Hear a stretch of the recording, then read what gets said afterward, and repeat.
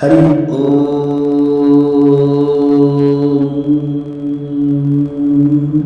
वसुदेवसुतं देवं कंसचाणूरमर्दनं देवकी परमानन्दं कृष्णं वन्दे जगद्गुरुं। बंसी विभूषितकरान्नवनीरदाः पीताम्बराधर्णबिम्बफलाधरोष्ठा पूर्णेन्द्र सुन्दरमुखा अरविन्दनेत्रा कृष्णात् परं किमपि तत्त्वमहं न जाने। राग द्वेष के वश में न होकर क्या करना चाहिए और क्या नहीं करना चाहिए, इसका उत्तर भगवान गीता में कहते हैं। श्रेयान् स्वधर्मो विगुणः परधर्मात् स्वधर्मे निधनं श्रेयः परधर्मो भयावहः। अच्छी तरह आचरण में लाए हुए दूसरे के धर्म से गुणों की कमी वाला अपना धर्म श्रेष्ठ है। अपने धर्म में तो मरना भी कल्याणकारक है और दूसरे का धर्म भय को देने वाला है। अन्य वर्ण आश्रम आदि का कर्तव्य बाहर से देखने में गुणसंपन्न हो, उसके पालन में भी सुगमता हो, पालन करने में मन भी लगता हो, धन वैभव सुख सुविधा मान बढ़ाई आदि भी मिलती हो और जीवन भर सुख आराम से भी रह सकते हो, तो भी उस पर धर्म का पालन अपने लिए विहित न होने से परिणाम में भय या दुख का देने वाला है। इसके विपरीत अपने वर्ण आश्रम आदि का धर्म बाहर से देखने में गुणों की कमी वाला हो, उसके पालन में भी कठिनाई हो, पालन करने में मन भी न लगता हो, धन वैभव सुख सुविधा मान बढ़ाई आदि भी न मिलती हो और उसका पालन करने में जीवन भर कष्ट भी सहना पड़ता हो, तो भी उस स्वधर्म का निष्काम भाव से पालन करना परिणाम में कल्याण करने वाला है।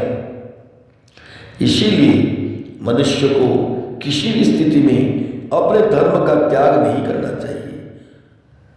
निष्काम निर्मम और अनासक्त होकर स्वधर्म का भी पालन करना चाहिए।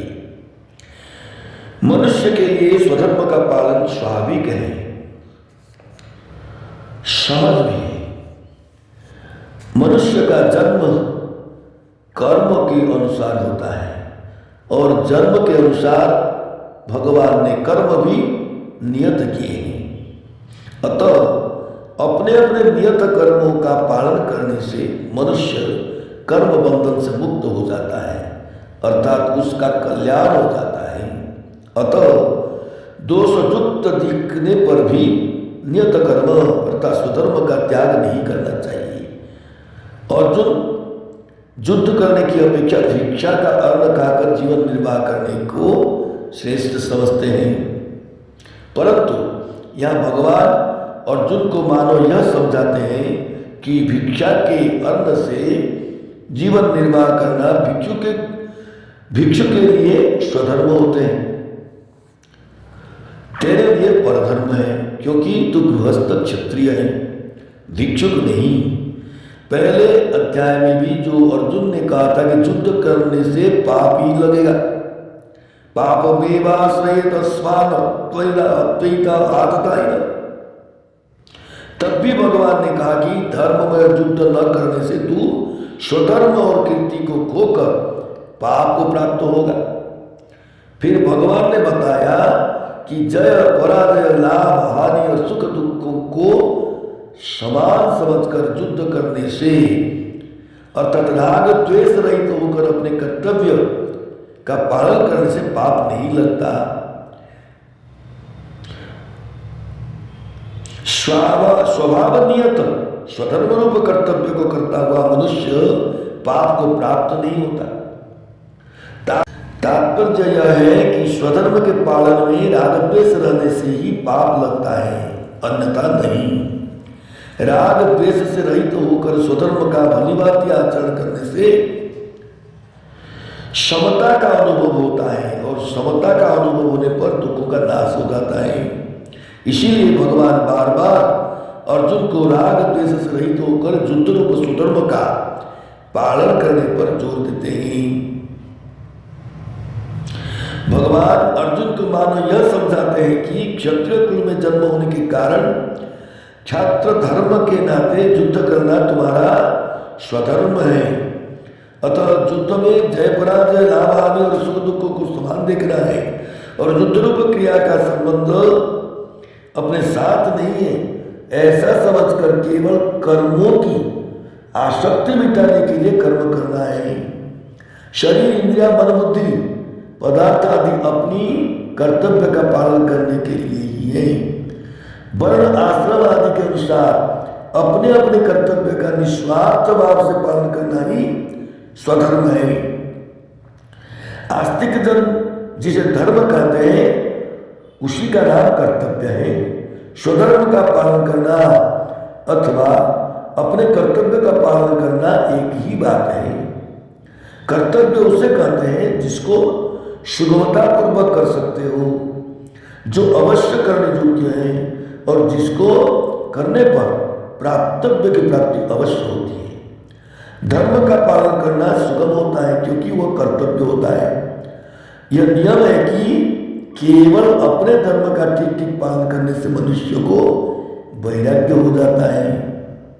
केवल कर्तव्य मात्र समझकर धर्म का पालन करने से कर्मों का प्रवाह प्रकृति में चला जाता है और इस तरह अपने साथ कर्म का संबंध नहीं रखता। वर्ण आश्रम आदि के अनुसार सभी मनुष्य का अपना अपना कर्तव्य कल्याणप्रद है, परंतु दूसरे वर्ण आश्रम आदि का कर्तव्य देखने से अपना कर्तव्य अपेक्षाकृत कम गुणों वाला दिखता है।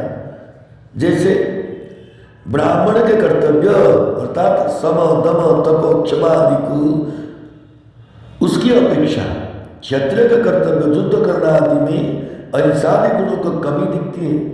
इसीलिए यह विगुण पद देने के भाव यह है कि दूसरे के कर्तव्य से अपने कर्तव्य में गुणों की कमी दिखने पर भी अपना कर्तव्य कल्याण करने वाला है। अतः किसी भी अवस्था में अपने कर्तव्य का त्याग नहीं करना चाहिए। वर्ण आश्रम आदि के अनुसार बाहर से तो कर्म अलग अलग प्रतीत होते हैं, पर परमात्मा प्राप्ति रूप उद्देश्य एक ही होता है। परमात्मा प्राप्ति का उद्देश्य न रहने से तथा अंतःकरण में प्राकृत पदार्थों का महत्व रहने से ही कर्म घोर या सौम्य प्रतीत होता है। निष्काम भाव को पर अपने धर्म का पालन करते हुए कष्ट हो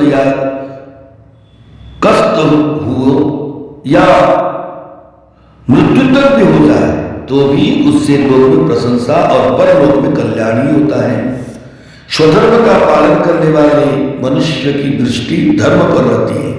धर्म पर दृष्टि रहने से उसका धर्म के साथ संबंध रहता है। अतः धर्म पालन करते हुए यदि मृत्यु भी हो जाए तो उसका उद्धार हो जाता है। जिस विषय का हमें पता नहीं है उसका पता शास्त्र में लगता है। शास्त्र में आया है कि जो धर्म की रक्षा करता है उसकी रक्षा धर्म करता है। धर्मो रक्षति रक्षितः। अतः जो धर्म का पालन करता है उसके कल्याण का भार धर्म पर और धर्म के उपदेष्टा भगवान वेदों शास्त्रों ऋषियों मुनियों आदि पर होता है तथा उन्हीं की शक्ति से उसका कल्याण होता है। राजा हरिश्चंद्र अनेक कष्ट निंदा अपमान आदि के आने पर भी अपने सत्य धर्म से विचलित नहीं हुए। अतः इसके प्रभाव से वे समस्त प्रजा को साथ लेकर परम धाम गए और आज भी उनकी बहुत प्रशंसा और महिमा है। वर्तमान समय में पुनर्जन्म संबंधी अनेक सत्य घटनाएं देखने सुनने और पढ़ने में आती है, जिनसे मृत्यु के बाद होने वाली सद्गति दुर्गति का पता ही लगता है। निस्वार्थ भाव से अपने कर्तव्य कर्तव्य का ठीक ठीक पालन करने पर आस्तिक की तो बात ही क्या, परलोक को न मानने वाले नास्तिक की भी चित्त में सात्विक प्रसन्नता आ जाती है। यह प्रसन्नता कल्याण का द्योतक है, क्योंकि कल्याण का वास्तविक स्वरूप परम शांति है।